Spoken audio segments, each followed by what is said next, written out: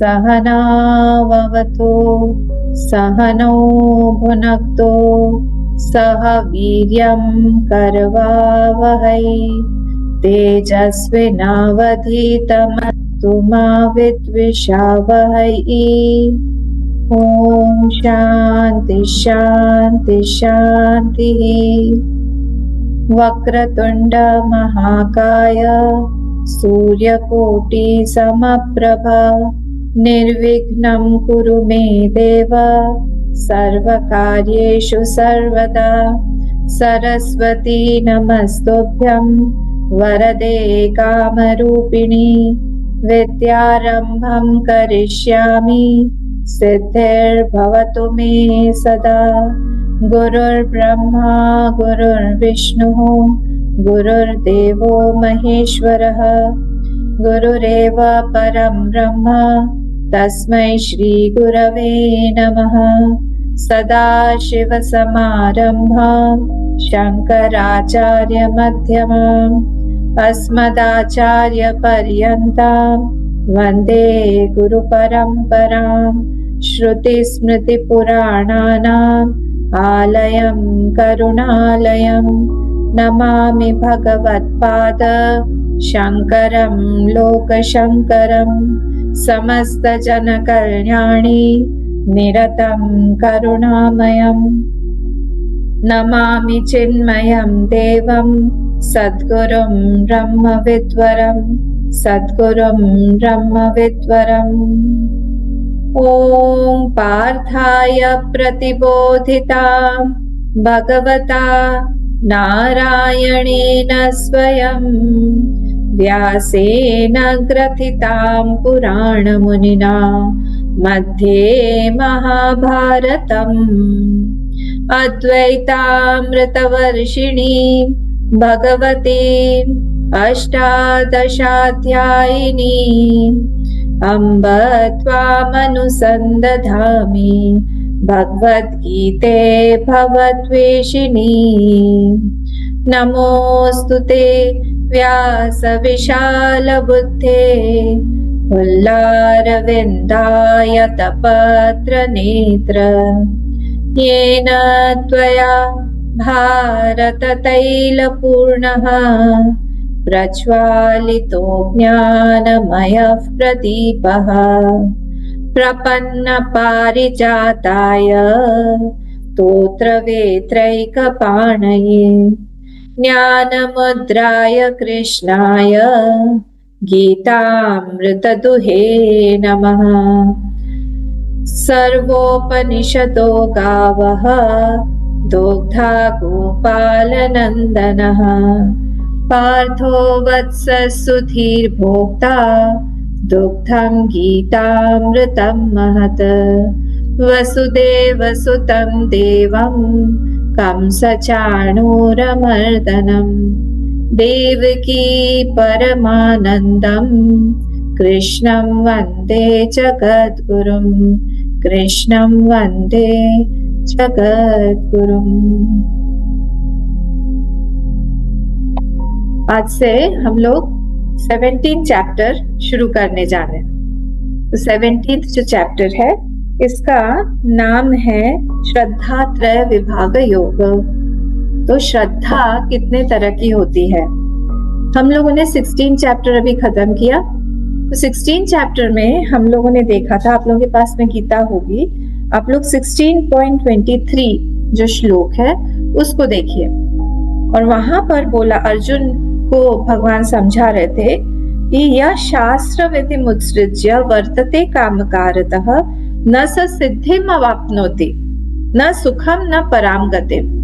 तो भगवान ने अर्जुन से कहा कि अर्जुन, जो लोग शास्त्र में जो विधि दी हुई है उसको फॉलो नहीं करते हैं और अपने ही मन से काम करते हैं, उन लोगों को न स सिद्धिम अवाप्नोति, उनको सिद्धि प्राप्त नहीं होती है। मतलब उनका कार्य जो है वो सक्सेसफुल नहीं होता। सिद्धि यहाँ मतलब success, they don't get success. और न सुखम, सुख भी उनको प्राप्त नहीं होता है, और न पराम गति, और न उनको पर मतलब मृत्यु के बाद की जो गति है उनकी वो अच्छी मिलती है। ये कनेक्टिंग है, ये वाला जो श्लोक है यहाँ पर ये कनेक्ट कर रहा है 17th चैप्टर से। तो 16.23 जो है वो यहाँ पर कनेक्ट कर रहा है। क्यों? वहां पे अर्जुन के मन में नेचुरली क्वेश्चन आ गया। अर्जुन को लगा कि अच्छा, कई लोग होते हैं जो लोग शास्त्र के उससे तो काम नहीं करते हैं, सबको शास्त्र पता भी नहीं है, पर वो लोग काम कर रहे हैं। तो प्रभु आप हमको बताइए कि जो लोग शास्त्र में शास्त्र विहित काम तो करते नहीं है, मतलब शास्त्र के अनुसार काम करते नहीं है, पर जिनके मन में श्रद्धा है, फेथ है, शास्त्रों के ऊपर फेथ है, उनको पता नहीं है, तो फिर उन लोग जो काम करते हैं, काम मतलब पूजा कर रहे हैं, पाठ कर रहे हैं, कभी कुछ गड़बड़ हो जाती है, पर उनके मन में पूरी श्रद्धा है, तो उनके उस पूजा पाठ का, उनके उस अच्छे आचरण का प्रभु क्या फल मिलेगा, ये हमको आप बताइए। तो ये कनेक्टिंग है। तो यहाँ से ही ये शुरू है, क्योंकि नेक्स्ट वाले श्लोक में फिर भगवान ने कहा था तस्मात् शास्त्रम प्रमाणम ते कार्य व्यवस्थितौ ज्ञात्वा शास्त्र विधानोक्तम कर्म कर्तुमिहार्हसि। तो शास्त्र जो है वही प्रमाण है। हमको कई बार लगता है ना, हम कैसे कर्म करें, हमको कर्म करना चाहिए तो किस तरह से करना चाहिए, आप इस तरह से कैसे बोल रहे हैं कि ऐसे इस कर्म को ऐसे ही करो, भगवान को अर्पित करके ही भोजन करने हमेशा क्यों बोलते हैं। हम लोग जब कई बार खाना शुरू करते हैं, जैसे हम लोग के साथ में ही होता है ये, जनरली हम लोग जा रहे हैं किसी के साथ में, बहुत लोग और भी हैं, खाना खाने के लिए बैठे, तो सब लोग बैठ गए, तो उनके खाने में प्लेट, मतलब जब होटल वगैरह में जाते हैं प्लेट दे दिया, प्लेट के साथ में प्लेट ग्लास दे दिया, उसके साथ में सैलेड का कोई प्लेट आ गया। तो लोग भी, वो लोग रुकते ही नहीं है, ऐसे लगता है मानो कहाँ के कितने दिनों के भूखे होंगे, वही सैलेड को ही नमक लगा लगा के खाना शुरू कर देते हैं।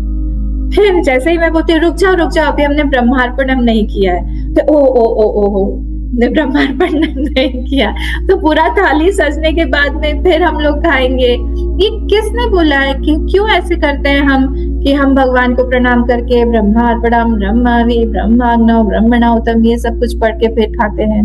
ये किसने लिखा हुआ है, कहाँ पे ये आया हुआ है? तस्मात् शास्त्रम प्रमाणम ते, वो शास्त्र में प्रमाणित है। अगर शास्त्र में कुछ चीज दी हुई है, हमको वो चीज फॉलो करनी पड़ेगी। और क्या हुआ? कार्य भी और अकार्य भी, व्यवस्थित भी, जो भी चीज वहां पे बताई गई है उस हिसाब से जब हम करेंगे तब हमको धर्म अधर्म लगेगा। ज्ञात्वा शास्त्र विधानोक्तम कर्म कर्तुम इहार्हसि। इहार्हसि मतलब करना चाहिए, करना है तुमको। कैसे? उस शास्त्र के विधान को जो बताया हुआ है उसको जानकर ही हमें करना पड़ेगा। ये अर्जुन सुन रहे हैं, और इसीलिए जो नेक्स्ट वाला जो ये शुरू हुआ है वहां पर अर्जुन के इसी प्रश्न से शुरू हुआ है उनके, कि कोई अगर ऐसा व्यक्ति है जिसके मन में बहुत श्रद्धा है, श्रद्धा सबके हार्ट में, सबके मन में, सबके हृदय में नहीं आती है। श्रद्धा को उन्होंने बनाया हुआ है, ऐसे पुण्य कर्म किए हुए कि श्रद्धा है उनके हृदय में, पर उनको विधान पता नहीं है, उनको शास्त्र पता नहीं है। तो ऐसी स्थिति में उसका क्या होगा, उस कर्म का क्या होगा? क्योंकि आपने तो डायरेक्टली मना कर दिया कि उसको कुछ भी सिद्धि न सिद्धिम अवाप्नोति, उसको कोई सिद्धि प्राप्त नहीं होगी, मतलब सक्सेसफुल नहीं होगा। ये हमारा यहाँ पर क्वेश्चन है। तो फटाफट हम लोग पहले, आपके पास में बुक्स है, बुक्स मतलब गीता है, गीता का 17 चैप्टर देखिए, खोलिए, हम लोग उसका समरी देख लेते हैं फटाफट और फिर हम आगे बढ़ेंगे। तो यहाँ पे फर्स्ट वाला जो ऐसे मैंने बताया आपको, फर्स्ट प्रतिज्ञा या फिर हम बोल सकते हैं क्वेश्चन ऑफ अर्जुन, फर्स्ट वाला जो ये है श्लोक है, ये क्वेश्चन है अर्जुन का। फिर दूसरे वाले में भगवान जो है वो बता रहे हैं कि 3 तरह की श्रद्धा होती है, 3 तरह की श्रद्धा होती है, सात्विकी, राजसी और तामसी, 3 तरह की यहाँ पर श्रद्धा है। अच्छा, कैसी श्रद्धा होती है? सत्य। और फिर थर्ड में भगवान ने बताया कि वो श्रद्धा जो है, ये तीनों तरह की जो श्रद्धाएं है उसके हिसाब से ही एक पर्सनालिटी को हम पर्सनालिटी को हम डिफाइन कर सकते हैं कि वो पर्सनालिटी कैसी है, सात्विक होगा, राजसिक होगा या तामसिक होगा, उसका नेचर कैसा है, उसकी श्रद्धा के ऊपर डिपेंड करता है। तो इसलिए यहाँ थर्ड वाला श्लोक इम्पोर्टेंट श्लोक है, सत्वानुरूपा सर्वस्य, बहुत पॉपुलर श्लोक भी है। सत्वानुरूपा सर्वस्य श्रद्धा भवति भारत, श्रद्धामयोऽयं पुरुषः, यो यत् श्रद्धा स एव सः। जैसी जिसकी श्रद्धा है वैसा वैसा वो बनेगा, वैसा वैसा वो रहेगा, जैसे जिसकी श्रद्धा है। अगर उसकी श्रद्धा सात्विक है वो सात्विक पर्सन कहलाएगा, अगर उसकी श्रद्धा राजसिक है राजसिक कहलाएगा। तो इसीलिए जो एक व्यक्ति को जब हम लोग परिभाषित करते हैं उसकी श्रद्धा के अनुसार ही, सत्वानुरूपा जिसका जैसा जैसा माइंड है, ये जैसे उसका कन्विक्शन होगा, जो भी उसने माइंड में अपना कन्विक्शन बना के रखा है, उसी कन्विक्शंस के अनुसार ही उसकी भावनाएं होंगी, इमोशंस। जो भी कन्विक्शन है उसके अनुसार उसकी भावना होगी, उस भावना के अनुसार ही वो कर्म करेगा, इमोशंस के अनुसार ही will act as per his emotions. तो ये तीनों के तीनों ये लिंक्ड हैं आपस में। सबसे पहले उसके कन्विक्शंस होने होंगे, और जहां ये कन्विक्शंस कैसे हमको पता चलेगा ये कन्विक्शंस आर राइट और रॉन्ग? थ्रू सत्संग। जब हम सत्संग करते हैं, करते करते धीरे धीरे धीरे धीरे हमको पता चलने लगता है कि क्या गलत है क्या सही है। हमको जैसे हमारे बाल विहार में बच्चे आते हैं, उनको हम बताते हैं कि आप सुबह उठो, सुबह उठते ही एकदम डायरेक्टली हम जब उठ रहे हैं प्रणाम करना चाहिए पृथ्वी माँ को। क्यों करते हैं हम प्रणाम? क्योंकि उसी पे पृथ्वी माँ है हमारी, उसी पे हम लोग पैर दे रहे हैं। माँ के ऊपर कभी पैर नहीं दिया जाता है, पर हम तो दिन भर उसी के ऊपर चलते हैं, हम ही उनके ऊपर ही रहते हैं, हम उनके ऊपर गंदगी करते हैं, सारी चीजें करते हैं, पर वो इतनी करुणामयी है, वो सब कुछ हमारे लिए सहन करती रहती है। इसलिए शी डिजर्व्स आवर प्रोस्ट्रेशंस। वहां पे हमको ग्रेटिट्यूड दिखाना चाहिए, हमको प्रणाम करना चाहिए। ये सारी चीजें हमको कहाँ कब पता पड़ी? जब हम किसी संत के पास में गए, जब किसी महात्मा के पास गए, उसके बाद हमारे कन्विक्शंस जो है वो बदलने लगते हैं। पहले हमको पता नहीं था, अच्छा ऐसे होता है। जैसे ही हम पहली बार हम घर से निकल रहे हैं, हमको जैसे ही सूर्य के दर्शन हुए, हमको प्रणाम करना चाहिए सूरज को, नहीं तो वो एक पाप हो जाता है कि हमने प्रणाम नहीं किया। सूर्य भगवान है, सूर्य नारायण बोलते हैं हम उनको, हमको प्रणाम करना चाहिए। लोग सूर्य को अर्घ्य भी देते हैं सुबह सुबह, वो देना चाहिए। ये सब कैसे पता चलता है? ये सब नोशंस जो है हमारे बिल्ड होते हैं जब हमारा वैसा एक संग हो। तो जब सत्य का संग करेंगे हम, तो हमारी सात्विक बुद्धि अपने आप बनने लगेगी। तो इसलिए अगर हमको सात्विक बनना है तो सात्विक लोगों के साथ में रहना पड़ेगा। जैसे जैसे हमारे कन्विक्शंस होंगे, क्योंकि वैसे वैसे हमारी भावनाएं होंगी, और दोज भावनास, those emotions are going to form my actions, और एक्शंस जो है they will become my situations. इसलिए अगर सिचुएशंस को हमको ठीक करना है तो हमको हमारे कन्विक्शंस को ठीक करना पड़ेगा। एकदम दोनों का कनेक्शन है, ठीक है। तो हर एक का, जैसे एक गृहस्थ है कोई, सबके कन्विक्शन से ही वो व्यक्ति बना, ये मैं प्रूव कर रही हूँ यहाँ पर।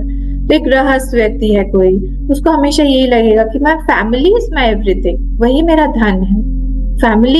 My family is happy, I am happy, I am satisfied, I am fulfilled if my family is happy. मैं पारिवारिक पर्सन हूँ, मनुष्य हूँ। जो सन्यासी है सो लगेगा एकला चलो रे, যদি তোর ডাক শুনে কেউ না আসে তবে একলা চলো रे। उसका वो कन्विक्शन है, वो किसी के साथ बंधना नहीं चाहेगा। तो हर एक का अपना अपना कन्विक्शन है, वो उसी तरह से वो डिफाइन होता है।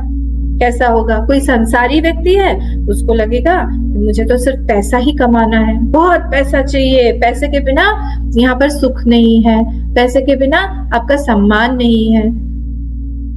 ये कन्विक्शन है उसका, उसने बनाया हुआ है। दानी जो है उसको लगेगा कि हर चीज में देखते रहे कि किसको किस चीज की आवश्यकता है, वहां पे दान करते रहे। कहाँ दान किया जा सकता है? मतलब दान से बढ़ा कोई और दूसरा पुण्य ही नहीं है। तो तरह तरह से ये यहाँ पर बने हुए हैं ऐसे।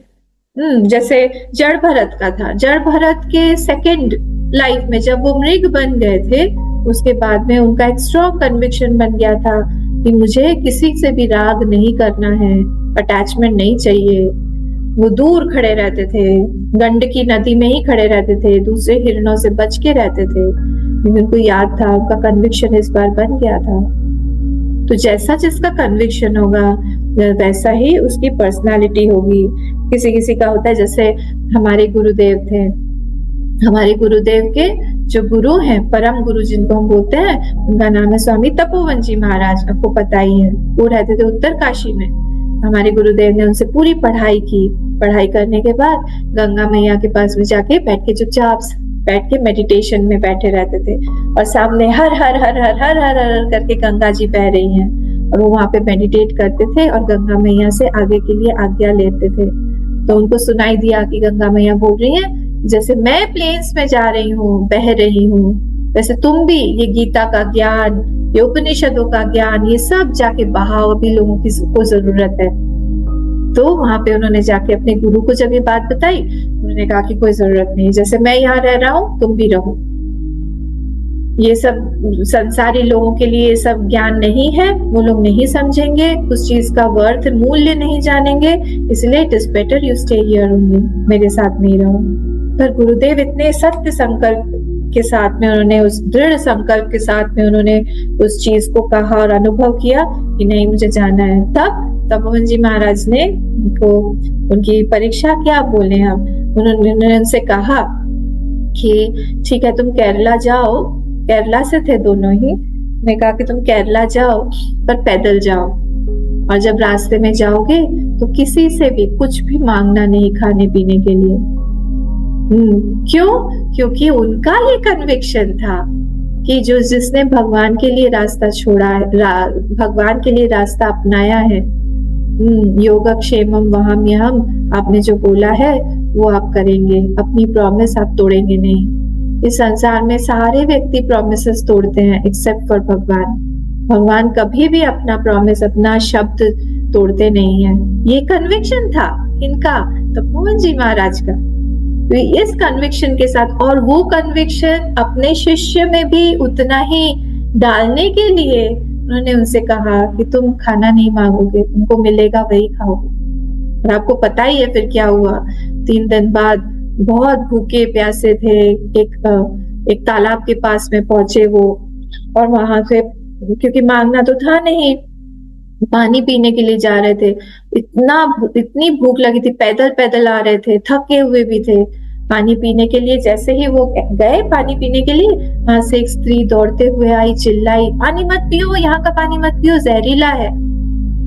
और क्योंकि वो सन्यासी के वेश में थे, सबको पता था कि सन्यासी है, वो अपने घर लेके गई, उनको खिलाया पिलाया अच्छे से, और फिर आगे के लिए विदा किया, उनको खाना पीना अच्छे से देके। ये उनका कन्विक्शन भी दृढ़ हो गया, उनका विचार दृढ़ हो गया कि नहीं, हमारे भगवान है और भगवान हमारा हमेशा ही ख्याल रखेंगे। कन्विक्शन से ही जो मनुष्य बनता है, उसी के हिसाब से जैसा उसका श्रद्धा रहेगी वैसे वैसे आगे का कर्म होता जाएगा उससे।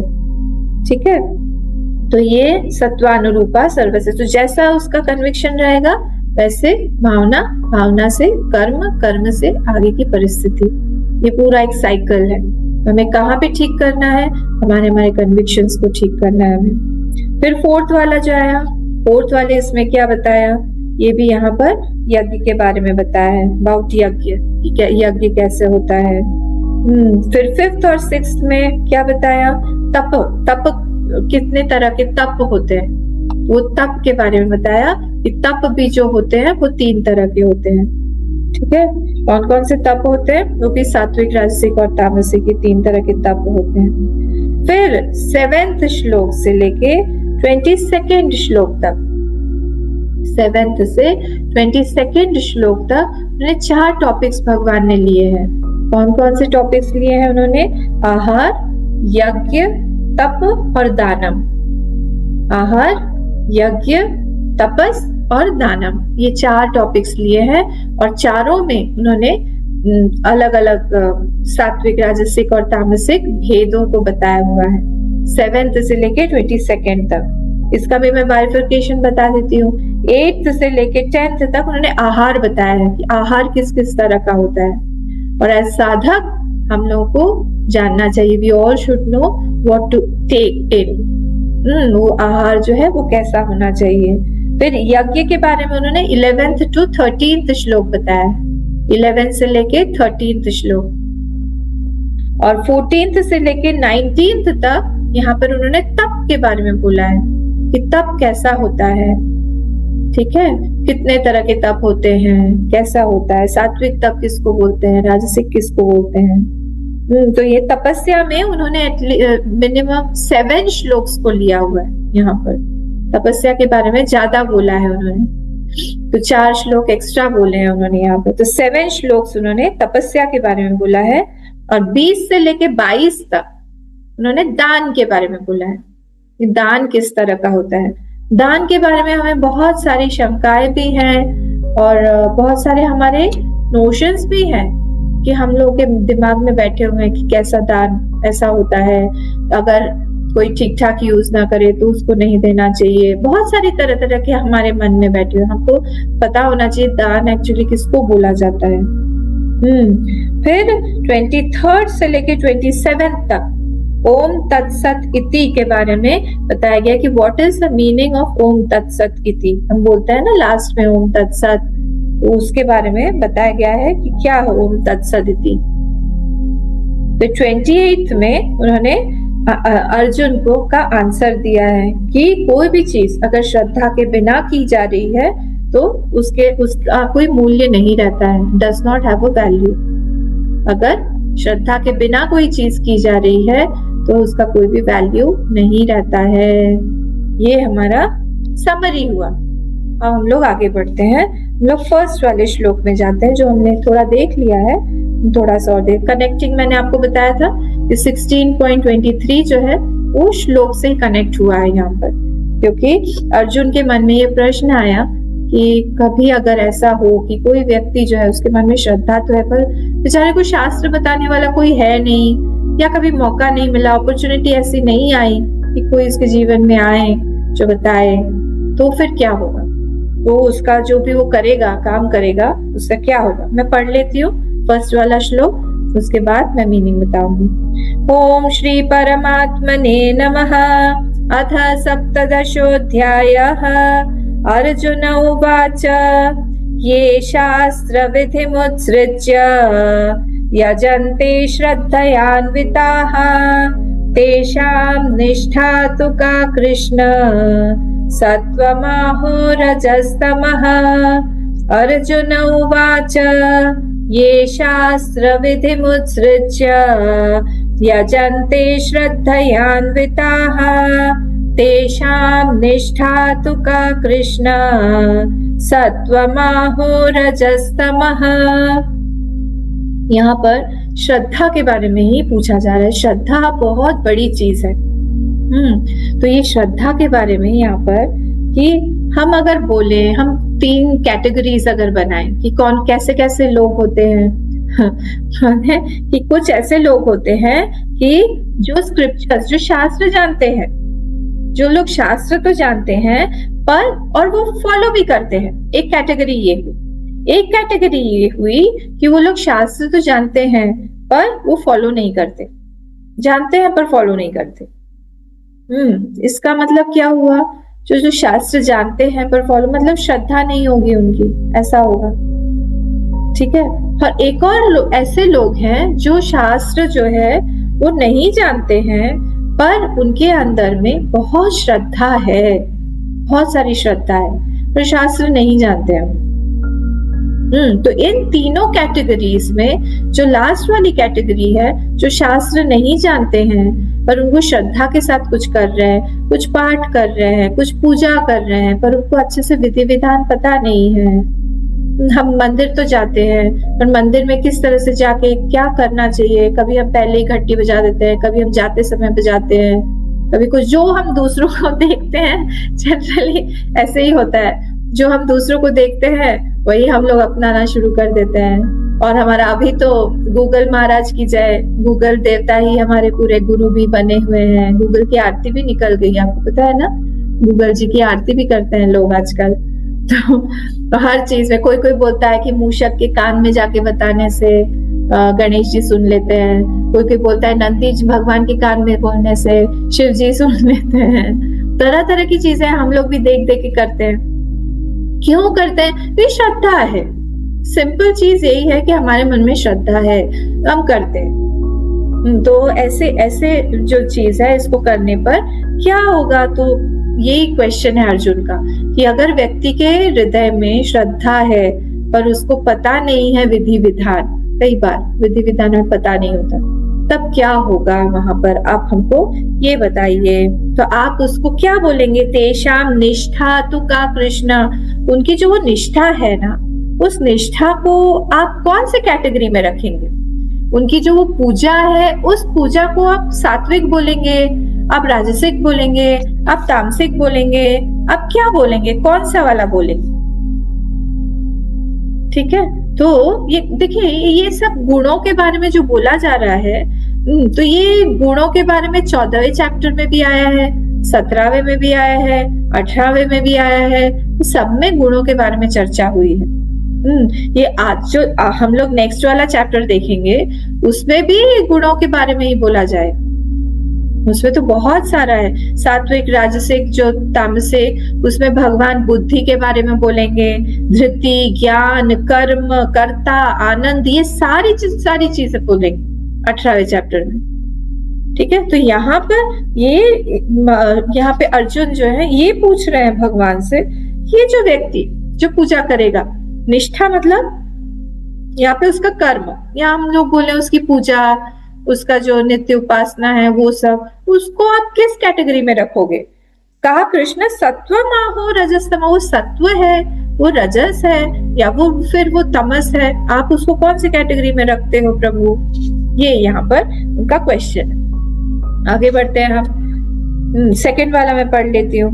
आप लोगों के पास में गीता होनी चाहिए, गीता देखते रहिए और पढ़ते भी रहिए। श्री भगवानुवाच त्रिविधा भवति श्रद्धा देहिनां सा स्वभावजा सात्विकी राजसी चैव तामसी चेति तां शृणु। श्री भगवानुवाच त्रिविधा भवति श्रद्धा देहिनां सा स्वभावजा सात्विकी राजसी चैव तामसी चेति तां शृणु। अब यहाँ ये बोल रहे हैं कि जो श्रद्धा है, भगवान बोल रहे हैं त्रिविधा भवति श्रद्धा, 3 तरह की श्रद्धा होती है। श्रद्धा मतलब क्या? श्रद्धा मतलब आप बड़े हैं, आप बड़े हैं, आप सर्वश्रेष्ठ हैं, आपके अंदर सब कुछ है, क्षमता है आपकी ज्यादा। और क्या है श्रद्धा में? श्रद्धा मतलब आप जो है, आप सुख स्वरूप भी है हमारे लिए, ये सब श्रद्धा है। तो यहाँ पर ये जो बोला जा रहा है कि जो 3 तरह की श्रद्धा होती है। देहिनाम सा स्वभाव, देहिनाम बोला है, तो देहिनाम मतलब कौन हो जाएगा? कि व्यक्ति जो मनुष्य है उसके लिए है, ह्यूमन बींग्स। कोई कोई बोलेगा कि नहीं नहीं नहीं, पशुओं में भी श्रद्धा देखी जा सकती है। हमारे घर में एक डॉगी है, वो भगवान को जाके प्रणाम करता है, पूजा के बाद पूजा चलती रहती है, वो बैठा रहता है, उसके मन में वो करता होगा, उसका हैबिट होगा, क्योंकि उसको पता है कि पूजा के बाद प्रसाद मिलेगा उसको, इसलिए उसकी हैबिट पड़ गई होगी। इसका मतलब ये नहीं है कि उसका ब्रेन या फिर उसका माइंड इतना डेवलप्ड हो कि वहां पर उसकी श्रद्धा है, ये नहीं है ना।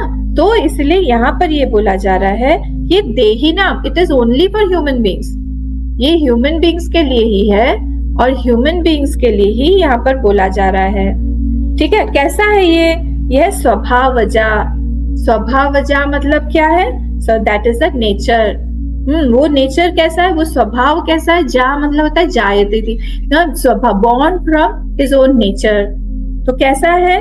क्योंकि उसने इस चीज को बनाया हुआ है, कैसे बनाया हुआ है, या तो इस जन्म में बनाया हुआ है या उसने पिछले जन्मों में बनाया हुआ है, इसको उसने बनाया हुआ है। और वो कैसा होता है, that expresses at the time of death. जब मृत्यु का समय आता है तब कभी कभी वो सामने दिख जाता है हम लोग। ठीक है, बोले कैसा दिख जाता है, कभी कभी कोई व्यक्ति जो है देह छोड़ने वाला है, उसको पूछा जाता है कि आपको क्या खाना है, आप बताइए। वो मांग लेगा पकौड़ी पकौड़ी खानी है, या बोल देगा कि मालपुआ लाओ, या फिर कोई है वो बिरयानी मांगेगा, या फिर कोई नॉनवेज मांगेगा। उसके अपने स्वभाव के अनुसार ही वो मांगेगा वो चीज जो है, उस चीज से वो स्वभावजा हो गया। उसने जैसा नेचर अपना बनाया हुआ है at the time of death, वो चीज जो है वो वहां पर दिखती है। तो स्वभावात जायती थी स्वभावजा, जो स्वभाव से उत्पन्न हुई है वो स्वभाव से ही वो चीज जो है उत्पन्न होती है। जैसे अगर आपको याद हो सती जी ने जब दक्ष प्रजापति के यज्ञ में उन्होंने जब अपना देह छोड़ा था लास्ट में, तब उन्होंने देह छोड़ते छोड़ते यही बोला था, जन्म जन्म शिव पद अनुरागा सती मरण सन यही वर मांगा, कि मेरा कोई भी जन्म हो, मेरा प्रेम जो है वो हमेशा शिव जी के ही चरणों में ही हो, मुझे और कुछ भी नहीं चाहिए। ये कभी कभी मृत्यु के समय में भी ये चीज जो है ये दिखती है। इसलिए स्वभाव देहिना सा स्वभावजा, वो स्वभावजा है। ठीक है, तो हमारी जो श्रद्धा है, वो श्रद्धा जो है वो कभी कभी पास्ट बर्थ से भी हमने डेवलप की हुई होती है, पास्ट बर्थ में और इस बर्थ में भी इट एक्सप्रेसेस। जैसे कभी कभी होता है, पता नहीं आप लोग क्या करते हैं कि नहीं, पर मैंने सुना है कई लोगों के यहाँ पर बच्चा हुआ है तो उसका नेचर जानने के लिए बहुत सारी चीजें एक ट्रे में सजा के सुंदर से उसके सामने लाके रखते हैं। उसमें भगवान की कोई मूर्ति होती है, उसमें पेन होता है, उसमें खाने पीने की कोई चीज होती है, हाँ, या फिर कोई खिलौना होता है। तो तरह तरह की सारी चीजें होती है, उसमें से फिर देखा जाता है कि वो कौन सी चीज उठा रहा है। जो भी चीज वो उठाएगा उसका नेचुरल एफिनिटी उस चीज के साथ में, इसका मतलब है उसने वो स्वभाव बनाया हुआ है, उसका वो स्वभाव है। ठीक है, तो इसीलिए जैसे उड़िया बाबा जी थे, उड़िया इतने शांत थे बचपन से ही, इतने शांत रहते थे एकदम। एक बार ऐसा हुआ कि उनके सारे के सारे मित्र मंडली होती है ना बचपन की, वो सब लोग मिलके एक आम के बागान में घुस गए आम चोरी करने के लिए। और वहां पर चोरी जब कर रहे थे, खा भी रहे थे, वहीं पे छोटे छोटे बच्चे थे सब लोग। तो उतने में ही जो मालिक था बागान का, उसको समझ में आ गया और वो हाथ में डंडा लेके वो दौड़ते हुए आया। जब वो दौड़ते हुए आया, बाकी के सारे बच्चे भाग गए, पर उड़िया बाबा जी वहीं पर ही खड़े रहे। महान संत थे उड़िया बाबा जी, तो वो वहां पर ही खड़े रह गए, एकदम स्टंड होके वहीं पर ही खड़े रह गए, ना भाग पाए ना कुछ। खूब पिटाई, वहां पे फेंट भी हो गए, पर वो वहां से भागे नहीं, वहीं पे खड़े थे ऐसे। ये स्वभाव है उनका। कोई चिल्ला देता था तो वहीं पर ही वो अनकॉन्शियस हो जाते थे, कोई चिल्ला देता था तो क्षुब्ध हो जाते थे। तो ऐसे ही ये स्वभाव से ही ये चीज जो है ये बनती है। तो वो इतने छोटे थे, वो बचपन में ही 12 साल में ही वो अपने गुरु को ढूंढते हुए, ज्ञानानंद जी उनका नाम था, उनको ढूंढते हुए निकल के चले गए थे घर से। तो ये सारी चीजें जो है ये स्वभाव से दर्शित होती हैं किसी किसी के जीवन में। अखंडानंद जी महाराज थे, उनको बोल दिया गया था शुरू में ही कि सारे एस्ट्रोलॉजर्स ने बोल दिया था कि उनकी लाइफ जो है वो ज्यादा नहीं रहेगी, वो बहुत जल्दी ही उनकी डेथ हो जाएगी। वो 18 साल की उम्र तक ही जाते जाते उनकी डेथ हो जाएगी। तो उनके माता पिता ने बहुत इधर उधर कोशिश किया, बहुत लोगों के पास में लेके गए, और उनका विवाह जो है वो 11 या 12 साल में ही कर दिया, बचपन में ही कर दिया था। तो अब वो इधर उधर जब उनको पता चला कि ऐसा है, तो बहुत सारे संत महात्माओं के पास में जाते थे। तो जब ऐसे जाते थे, संत महात्मा ने उनसे कहा कि हम तुम्हारी मृत्यु तो टाल नहीं सकते हैं, पर हम तुम्हारी मृत्यु के प्रति जो भय है उसको हम निकाल दें। तो इसलिए वो उनकी वो आदत बन गई, उनका वो नेचर बन गया, संतों के साथ रहना, संतों के साथ उठना बैठना, सत्संग करना, भगवान की बात करना। तो ये उनका एक नेचर बन गया था। इस तरह से ही राम किंकर जी महाराज का नाम सुना होगा आपने। बचपन से 10 साल की उम्र से ही उन्होंने सत्संग करना शुरू कर दिया था। पहला प्रवचन था जब वो 10 साल के थे। तुलसीदास जी के बारे में सुना होगा आपने, पहला शब्द उन्होंने राम ही बोला, तो इसलिए उनका नाम पड़ गया था राम बोला। ये मैं कौन सा वर्ड समझा रही हूँ, सा स्वभावजा। तो जो श्रद्धा होती है वो हर एक व्यक्ति की तो स्वभावज है, वो कैसे आया हुआ है पिछले सालों में, इस जन्म में उसे डेवलप किया हुआ है। वो भी एक्सीलेंस एक जन्म में नहीं हो सकता है। अगर कहीं पे भी किसी का एक्सीलेंस है, दिखाई दे रहा है, तो वो उसने कमाया हुआ है, उसने उसको बनाया हुआ है।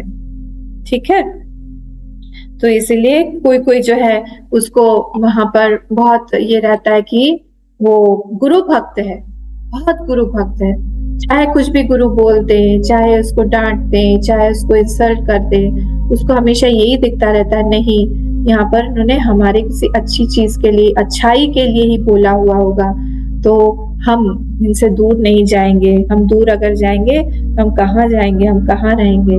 तो श्रद्धा जो है हमारे संस्कार से बनता है। श्रद्धा इज मेड बाय आवर संस्कार। जैसे अगर मैं बोलूं कि अगर सपोज मैंने अपने लाइफ में बहुत दान दिया है, हाँ बहुत दान दिया है, तो क्या होगा, मैं जब किसी के पास में मांगने के लिए जाऊंगी, मेरी अपने आप ही ये श्रद्धा रहेगी कि लोग जो है वो देते हैं। अब समझिए इस बात को, क्योंकि मैंने दिया हुआ, वो मेरा नेचर है, तो वही नेचर मैं दूसरों में भी देखूंगी। मेरी श्रद्धा वैसे बन गई है कि हाँ लोग देते हैं। पर अगर मैं कंजूस हूँ, मेरे पास में, कंजूस किसको बोलते हैं पता है, जिसके पास होते हुए भी वो ना दे। तो अगर मैं कंजूस हूँ, मैं नहीं देना चाह रही हूँ, तो मुझे यही लगेगा कि हाँ लोग भी नहीं देते, देते ही नहीं है वो लोग। तो जैसा हमारा नेचर है वैसे ही हो जाता है। अब देखिए आप, जो लोग करवा चौथ का फास्ट करते हैं, फिर छठ देवी की पूजा करते हैं, वो सब जो लोग करते हैं, कितना फास्ट रखते हैं लोग, दिन दिन भर करवा चौथ में पानी नहीं पीते हैं। ये कैसे होता है?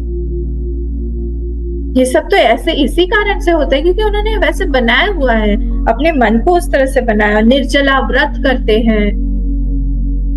तो ये सारी चीजें हम बनाते हैं। ह्यूमन कैपेसिटी जो है वो बहुत ज्यादा है। हम वो उस चीज को हैंडल कैसे करें, हम उस चीज को कैसे आगे बढ़ाएं, ये हमारे ऊपर है। कैसे अच्छाई की तरफ ढालें, वो हमारे ऊपर है।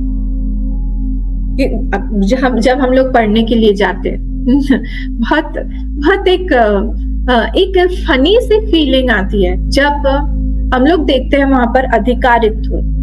पहले में ही जब हमको तत्व बोध पढ़ाया जाता है तो वहां पर अधिकारी के बारे में बताया जाता है कि इस ज्ञान को जो आप लोग लेने के लिए आए हैं, घर बार सब कुछ छोड़ छाड़ के आप लोग यहाँ पे ज्ञान लेने आए हैं, और वहां पर हम देखते हैं ओ माय गॉड, यहाँ पे तो अधिकारी के इतने हायर क्वालिटीज बताए गए, हमारे पास में तो कुछ है ही नहीं, हम शुरू क्या करें यहाँ पर। तब वहां पर जो गुरु होते हैं, जो आचार्य होते हैं, वो बोलते हैं नहीं तुम कर पाओगे, धीरे धीरे धीरे धीरे ये अधिकारित्व तो तुम्हारे अंदर बढ़ेगा। जब ये उस तरह से बोलते, क्यों बोलते हैं? क्योंकि उन्होंने भी अपने अंदर बढ़ाया हुआ है उस तरह से। वो देखते हैं, वो जानते हैं जैसे हम आगे बढ़े हैं वैसे ये भी आगे बढ़ पाएगा। वो कॉन्फिडेंस उनको कैसे आता है? क्योंकि वो उन्होंने किया हुआ है।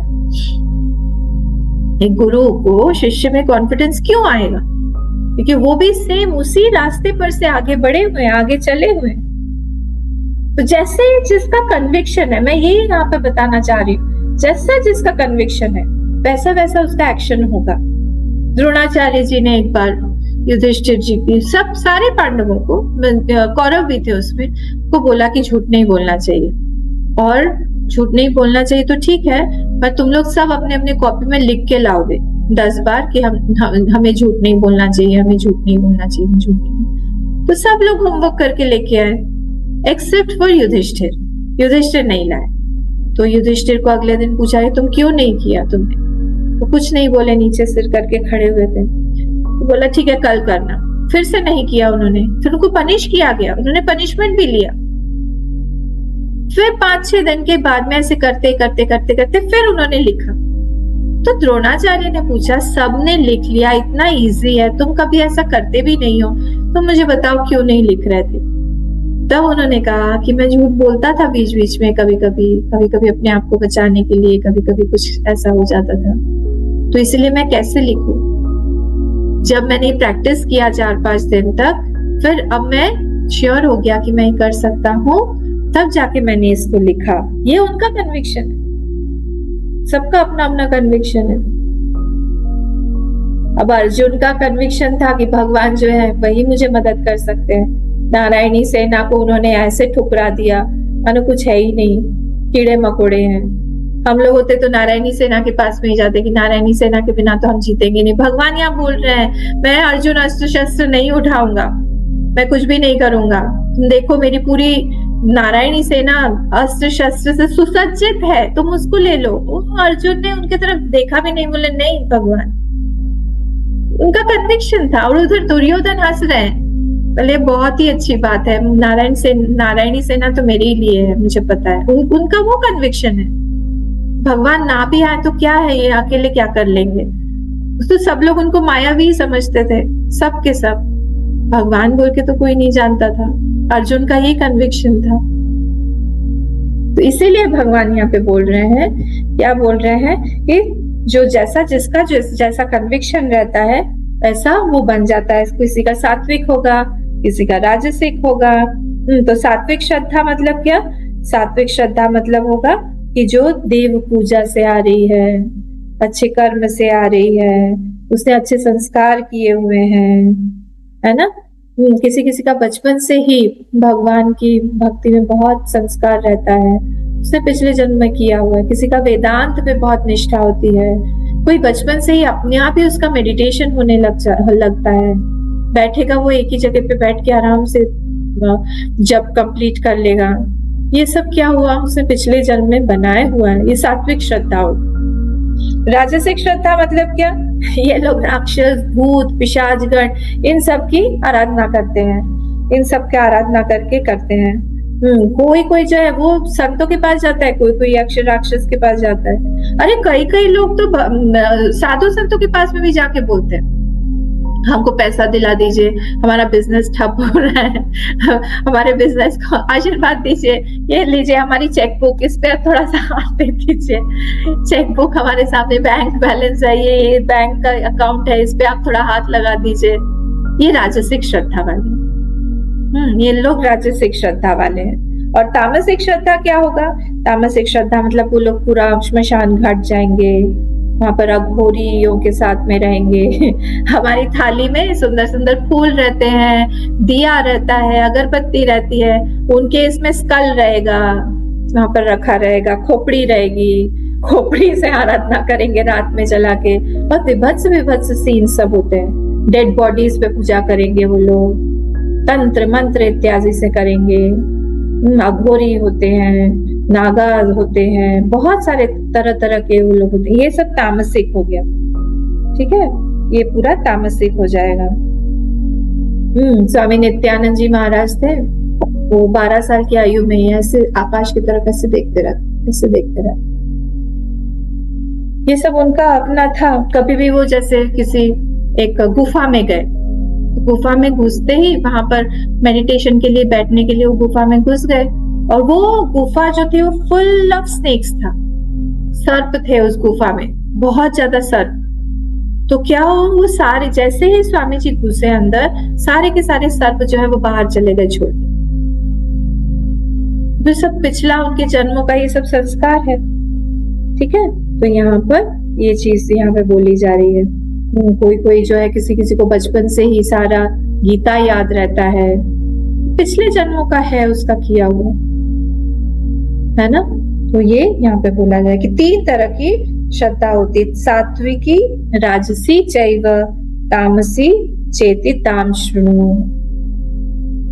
ठीक है, तो आज यहाँ पर हम लोग समाप्त करते हैं। किसी को भी कोई भी प्रश्न होगा तो आप लोग लिखिएगा, बताइएगा, या तो कमेंट में बताइएगा या कहीं पे भी बताइएगा, जो भी है आप लोग मुझे बताइएगा कि कैसा लग रहा है आपको, क्या है।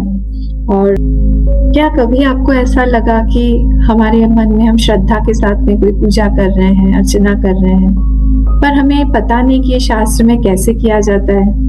या कभी क्या ऐसा आपको लगा कि हम हमारे बच्चों को सिखाना चाह रहे हैं, वो लोग पूजा अर्चना करें इत्यादि, या कोई भी अच्छा काम करें, पर वो लोग अश्रद्धा के साथ कर रहे हैं क्योंकि हमने उनको बोला हुआ है, तो इसका क्या फल आएगा? अगर आपके साथ में कभी भी कोई ऐसी अनुभव, कुछ ऐसी घटना हुई है या ऐसा अनुभव हुआ है, आप जरूर शेयर करें और कमेंट करें, इसको हम लोग आगे डिस्कस कर सकते हैं। हरिओम। ओम पूर्णमदः पूर्णमिदं पूर्णात् पूर्णमुदच्यते पूर्णस्य पूर्णमादाय पूर्णमेवावशिष्यते। ओम शांति शांति शांति। हरि ओम। श्री गुरुभ्यो नमः। हरि ओम।